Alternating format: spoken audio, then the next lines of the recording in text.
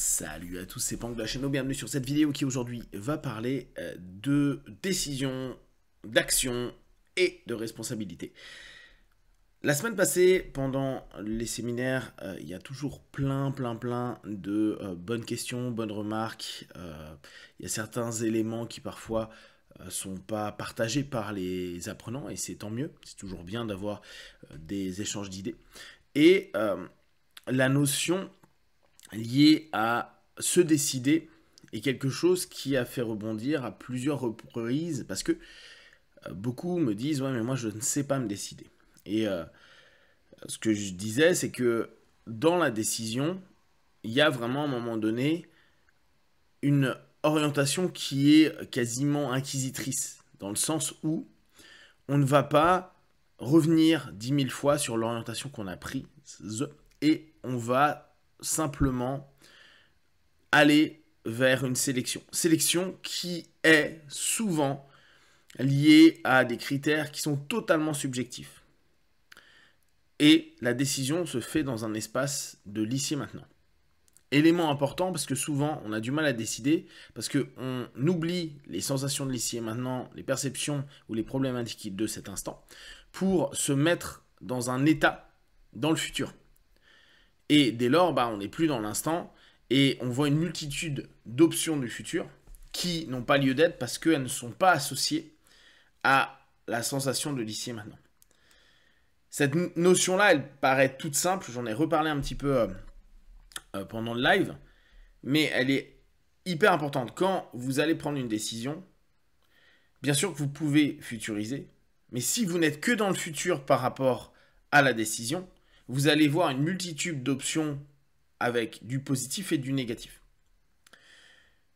Et en oubliant que l'état qui est problématique ou la situation qui est problématique n'est que celle perçue à cet instant-là, on peut aller dans énormément de doutes, sachant que c'est comme si on était en train de se dissocier inconsciemment de la problématique du vécu et du ressenti de cet instant, ou de l'orientation qu'on doit décider, choisir, prendre à un moment T.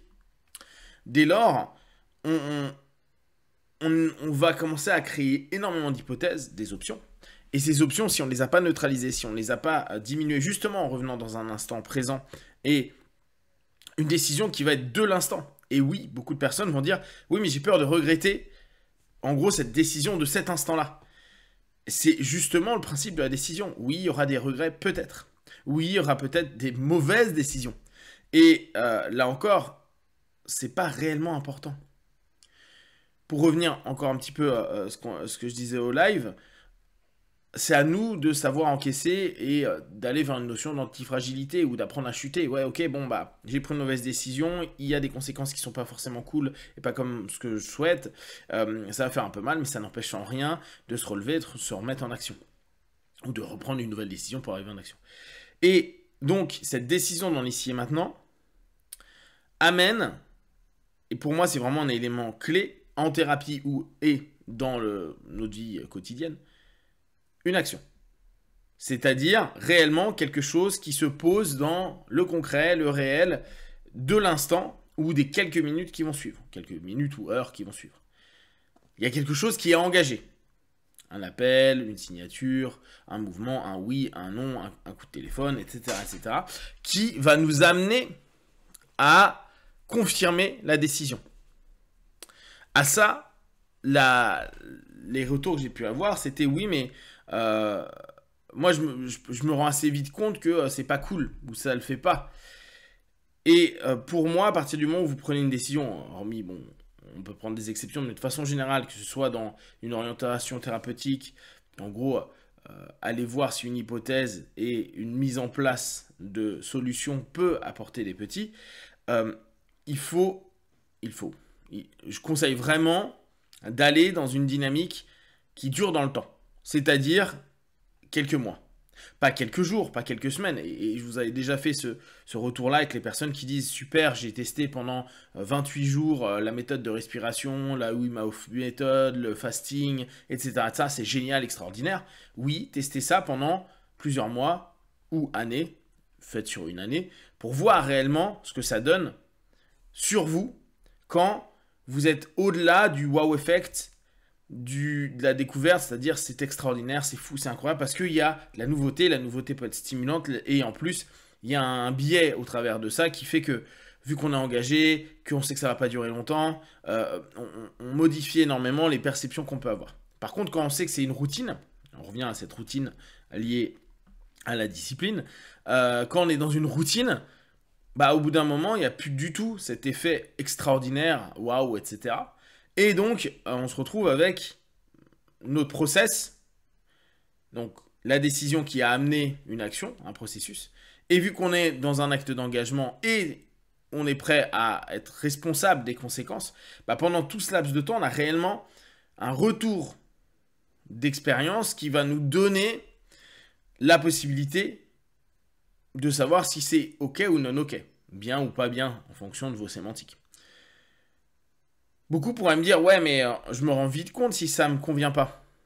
Mais si on reprend, prenez une douche froide tous les matins pendant la période estivale, hivernale, et qu'en plus chez vous il fait 18 degrés parce que vous n'avez pas mis le chauffage, je ne suis pas sûr que vous voyez sur les 3 semaines, un mois, un méga bénéfice. Vous le verrez au bout de quelques semaines, quelques mois. Et ça va modifier énormément de choses. C'est pas parce qu'on n'a pas les retours qu'on veut, et là à nouveau on est dans une absence du présent et donc une projection vers un futur et une idéalisation, que pour autant le système n'est pas bon pour vous et sur les jours et les semaines à venir. Donc la prise de décision, oui, elle engage. Elle nous engage, nous, et elle nous amène à faire de l'action. Si ça reste juste dans votre tête, ça ne sert à rien. Cette action, elle doit être continuée. Donc vous êtes responsable de mettre en place votre décision au travers des actions. Et cette responsabilité, c'est si vous vous êtes dit 3 fois par semaine, je vais au gymnase, ou 3 fois par semaine, je fais de la peinture, ou je chante, etc. Tenez-vous à 3 fois par semaine, vous le faites. Si parfois il y a des rares exceptions où vous êtes à 2 fois et c'est 2 fois, mais le reste du temps, c'est réussir à être consistant. Parce que vous avez décidé. Et c'est pas quelqu'un d'autre qui vous a fait décider, c'est vous et vous seul. Cette notion-là, sans se dire, ça me saoule, je vais changer ma décision. Parce que sinon, vous n'aurez jamais un réel retour des choses. Alors, bien sûr, on pourrait se dire, ah mais regarde, je me suis mis à faire du vélo et je me suis claqué la cheville ou je suis tombé déjà 2 fois depuis que je fais du vélo. Est-ce que c'est une bonne idée? Ma décision était peut-être conne. Oui, peut-être. Mais tente encore un petit peu, tant que t'es pas fracassé, fracturé et au bord de la mort, tente encore si c'est encore dans cette notion-là, pour voir réellement les retours à moyen terme ou à long terme. Dès que vous commencez à avoir une décision, pensez toujours qu'il y aura un engagement à plus ou moins long terme. Bien sûr, pas sur tout, mais là on parle sur de la thérapie ou sur les éléments un peu fondamentaux que vous voulez faire avancer, bouger à l'intérieur de vous. Et cette notion va certainement arriver en opposition face à certaines psychodynamiques qu'on peut avoir et certaines notions de vouloir retourner dans ce qu'on pensait être mieux avant, mais en fait qui n'était pas mieux avant, parce que dans l'instant, vous avez décidé avec l'ensemble des sensations et des perceptions de cet instant-là que c'était pas bien ce que vous viviez, donc vous avez décidé quelque chose pour modifier ça.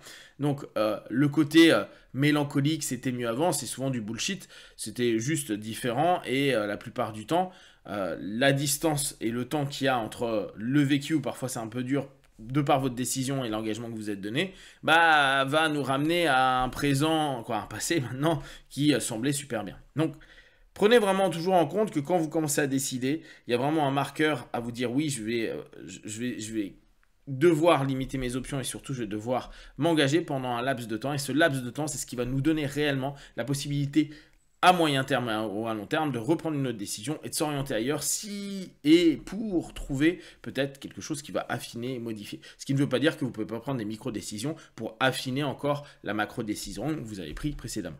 Et vous, comment vous gérez vos décisions? Et surtout, est-ce que vous arrivez à vous engager à moyen, long terme par rapport à tout ça?